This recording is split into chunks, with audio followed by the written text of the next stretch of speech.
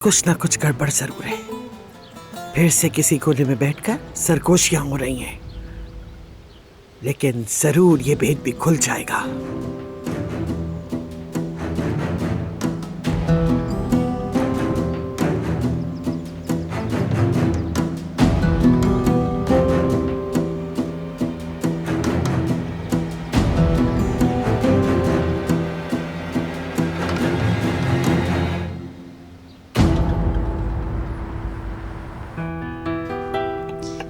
उसने खाना भी पसंद किया और उसकी पेशकश भी कबूल कर ली। वो लड़की चाहे कुछ भी कर ले, उसके लिए तो सब कुछ ठीक है।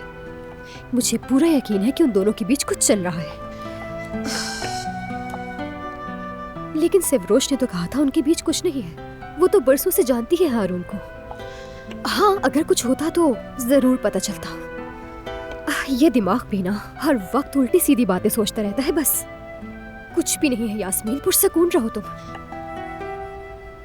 लेकिन अगर वो गलत साबित हुई तो मतलब कल नहीं हुआ तो आज हो सकता है।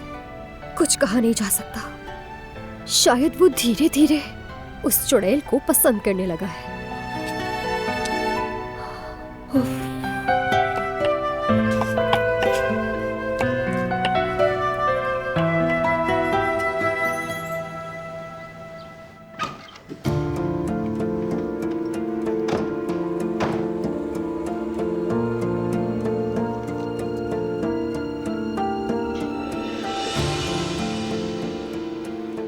नहीं, यहाँ तो वो देख लेगा।